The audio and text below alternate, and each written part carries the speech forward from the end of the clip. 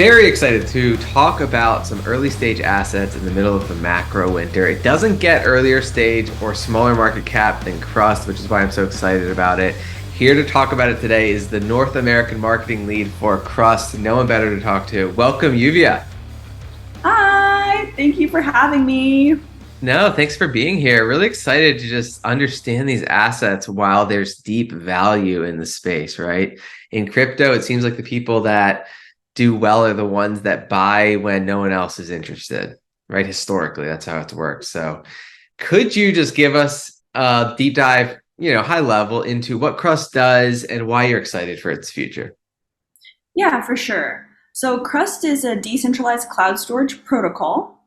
It's a fully decentralized protocol, and it's built using the Substrate framework, which is a framework that was developed by the Polkadot team. And it's also a layer one chain. So we have our own chain, and then we have our parachain as well. But we are fully interoperable, so we can connect to any chain using smart contracts, or we have other chains that we're already fully native with, which is like Polkadot. We also have full EVM compatibility, so we can connect fully natively with any EVM project. See, that's what's exciting, right? Decentralized storage, a brand new field. And so obviously data is the new oil, extremely valuable, like these data warehouses like AWS, these big servers, big tech owns it. But now we have decentralized storage, which is distributed storage across thousands of computers around the world. Is that it? Is that it? Kind of how it works? Yes, exactly. Yeah. So like I could store data on my computer and get paid in Crust tokens. Yeah, actually, I forgot to mention, Yeah. we're based on IPFS. Yeah. So the data which is uploaded to our network is stored in off-chain storage nodes, which are IPFS nodes. Okay, got it. And those IPFS nodes are in distributed computers all around the world, essentially, right? Yes, exactly. Yes. So it's not owned by any big tech firm. It's just distributed. And that's what gets exciting because now what's the advantage of decentralized storage over using Amazon or Google or something? Yeah, there's a few advantages. The first one is obviously like privacy, not letting these companies own all of your data. Mhm. But more tangible would be on like the security side. When these companies have all the data, they put it in like one server farm or warehouse, right? Like when you upload to AWS, you only get to upload to like one server. You don't get redundancy. So unless you like pay more, but I think you can only pay more for like two servers or three servers. Like it's not that much redundancy that you can get. So this puts you at risk for what we call a single point failure event, which is where like, let's just say let's say they have a server farm in Ohio and there's like some sort of natural disaster, like a storm, and they lose electricity. All the data on all of those servers would just be compromised immediately. So if we let like the entire world's data be in one area, it's very, very easy for someone to go and attack that data. Let's say they want to hack it because they know it's like all in one spot. They only have to hack one place. Or there could just be, like I said, a natural disaster, something that happens that we just have no control over, and we would lose everyone's data. So that is, I would say, like the biggest thing with decentralized storage. You have a lot more security options, especially with Crust, because we do redundancy based on how many nodes we have in our network. So right now, for every one piece of data that you upload, you get like 40 copies of that data, and they're all on different nodes. So if someone wanted to try to hack you, they would have to hack like every single node that's holding your data. And that would be really, really difficult because I mean, maybe you, even if you upload a lot of data as well, like all of your data is not going to be on the same nodes either. It's going to be split up. So they would have to do a lot of work to try to do that. And if one node's like in Nigeria and one node's in Ohio and Ohio gets knocked out, you still have your data in Nigeria, right? Yep. So you basically never lose access to that data. Yeah, exactly. That's huge. And then is it far less expensive than the big tech data warehouses? I would say, I mean, It really depends on like how much data you're uploading to AWS. If you're a company, 100%. Right now, our price is about like 0.0004, I think, dollars per gigabyte, which is really low.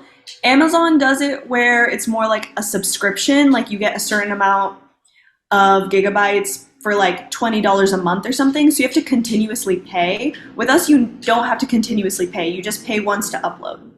I see. So it's like the more you upload, the less expensive it is. Yeah. Okay, got it. Well, that's huge, right? You want the big adopters in there. And we are seeing big adopters starting to use decentralized storage, like big companies, universities. And so, okay, so it's revolutionary technology. It's less expensive. It's more secure. So huge use case for it. Now, the big question is, because a lot of tokens promise great technology, the big question is, well, is it being adopted? Does it have network effects? So can you speak to the growth of it in terms of just how much it's being used and the outlook? Yeah, so we already have right now, I want to say above 200 projects that are using us for storage resources. For in terms of like the types of projects that benefit most would be like NFT projects, especially DeFi projects, any project that has a website, honestly, should be hosted with us because we can prevent against DNS hijack, which is like really popular. Really popular to target for Web3 projects. So we actually host the backup website for both Uniswap and Aave. Nice.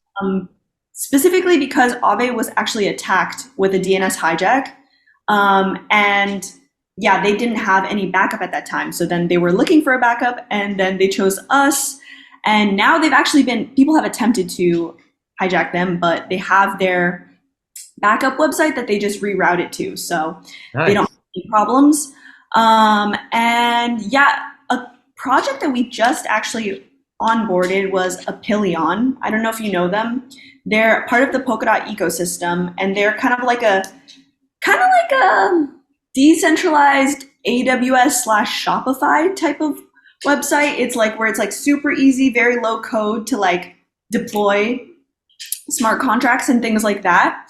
And through there, you can actually now like natively connect to Crust. And they have about 800 developers like developing. They just launched it. And already I want to say like 200 to 300 of them are using Crust. So that just started like a couple of days ago, like a couple of weeks ago. So we haven't even posted about it. But yeah, so there's quite a few. In terms of the actual like storage on our network, we have almost 2 million files stored right now. Yeah, see, I love hearing the data, like the facts and the stats of the growth. So you have 2 million now. Do you know where you were like a year ago about? Yeah, actually, 1 year ago, we actually just hit our 1 million. Wow. So That's we're going up like roughly a million files a year. Yeah, and this was also the bear market yeah. this year. So hopefully during the bull, there will be a lot more people storing with us. No, it sounds like it. So, right, you get adoption, you have revolutionary technology, very, very exciting.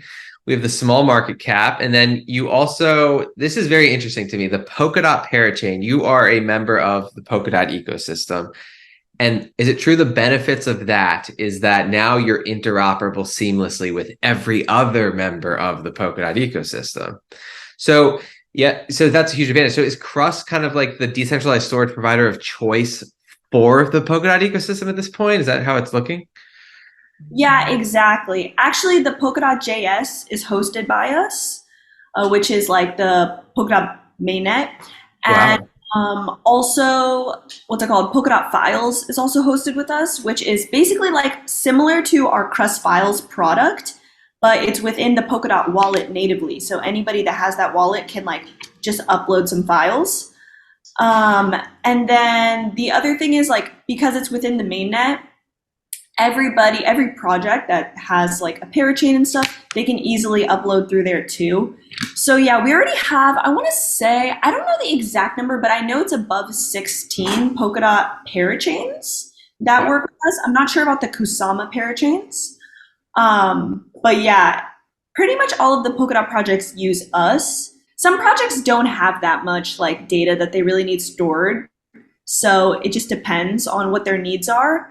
But it's nice because since they're within the ecosystem, we can like work with them on creating like custom things for them if they have some sort of like interesting use case. See, that's exciting. So it's like a very early stage way of getting exposure to the Polkadot ecosystem growth, which is kind of like my next question. It's not Crust related per se, but I guess why did you choose Polkadot? Are you bullish on the entire Polkadot ecosystem continuing to grow?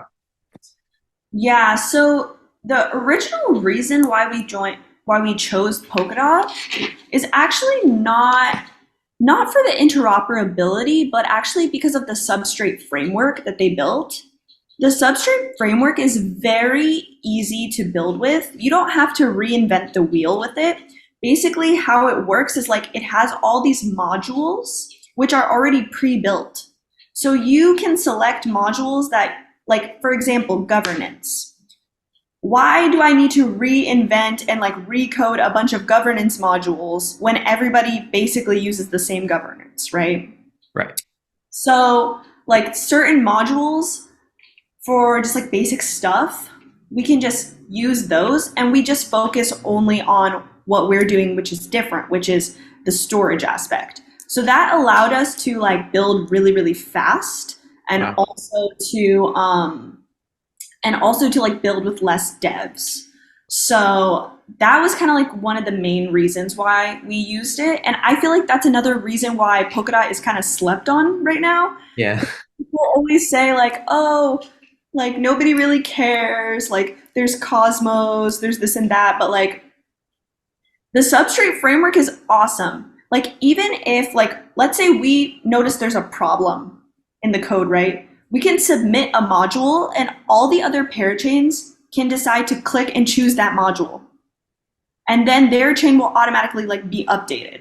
So that is, I think, really powerful, really like one reason why it's very like it's very easy to build with Polkadot. And the other thing too is the shared security model. So if you're a small project and you haven't raised that many funds, right? If you just want to launch your own chain, you're probably not going to have that many nodes in your network. And that means you're going to be very susceptible to being hacked. But if you launch it on Polkadot, you don't need that many nodes because you automatically get the shared security from all of the Polkadot nodes which already exist. So if someone wants to try to attack you, they need to attack the entirety of Polkadot. Wow. So it's very good for like small projects that are just like dev focused and they're just getting started. They can easily get started with Substrate Framework and they don't have to worry about security. So I think for like new projects during the bull, I think Polkadot is like a really good place to start. Although I feel like right now a lot of people, they want to just build on whatever's like hot at the time. But in the long run, I think that kind of hurts you because if you build on a chain that has a lot of problems, then you're going to have to end up migrating like we saw with like Luna. Yeah. Yeah, no, exactly. And there is, I think Polkadot is the either the number one or number two most developed ecosystem in the entire Web3 space. So people are clearly adopting it, which is exciting. Yeah. Yeah. Okay, great. Wow. Okay, so we have revolutionary technology. We have a small market cap. We have adoption. Tokenomics is massive, right? So can you speak a little bit about like how the token is used? Is there a fixed supply?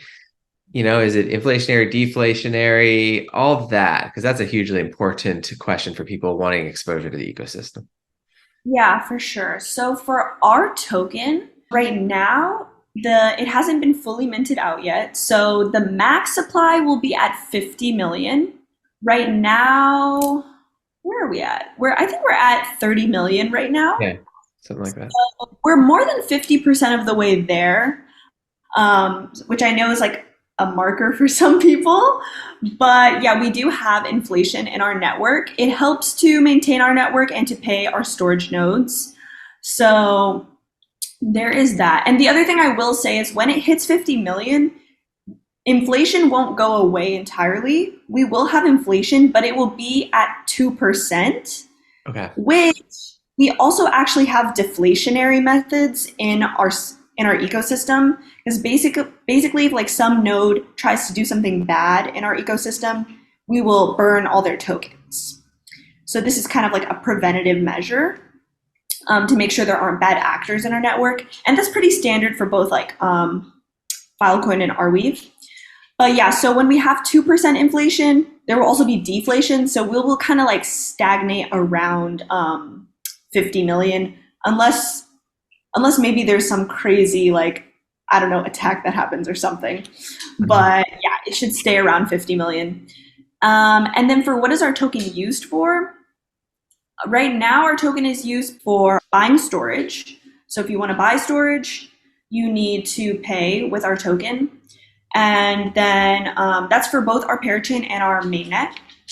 And then it's also used for staking. So you can stake on our mainnet or through the Polkadot JS as well. And then also to pay the node operators. So as far as staking goes, eventually, once you hit the $50 million cap, you're going to only get 2% inflation to the stakers, essentially. Oh, are you saying it will go to stakers? So Yeah. how our like staking all that works is actually the inflation goes directly to the node operators, Okay. but the node operators to like become a node, they have to allow some stakers and they can give some incentives for those people. So Okay. node operators decide how much of their rewards they want to give to our stakers, which are called like grantors. Got it. That makes sense. Perfect. And then how you touched on decentralization. You said it's decentralized. How is it decentralized? Yeah. So, well, in terms of the network, it is a peer-to-peer network. So, if you upload data, the like everything you're paying and your data is going directly to the storage node that's storing for you. There's no like intermediary, like our team is not taking a cut of this money that you're uploading. It's all going towards your node operator. So if our team were to like one day disappear, our mainnet would still work perfectly. So that's why we're considered decentralized. The other thing is like legally as well, we've separated the teams. Our dev teams and our marketing teams are separated from our foundation, which is holding like the community treasury and all of that. So the community treasury is held by the Decentralized Cloud Foundation, which is a nonprofit. So all they do is literally just manage the funds and like send it out. Like when our dev team, let's say we have a project and we're like, hey, we need funds to build this thing, we have to send a report to them and then they can like analyze and see, yeah, that's good or that's not good. And if they're going to send the funds, stuff like that. Okay, so that's how it's run. That's good. It has a nonprofit foundation. And so I guess the question is because ultimately just surviving the bear market is going to be crucial. So are you confident that financially everything is kind of there's a runway here that you guys can kind of continue to grow even in down market conditions? Yes, definitely. I think we posted that we actually just recently raised more Oh, funds okay. on DWF. And I don't think we're legally able to say the exact dollar amount because the way it works is DWF sends us a certain amount of money per day. So we can't say the full amount until they finish sending all the money for Yeah. some Okay. reason. I don't know why. I guess because we don't want to affect the markets or something.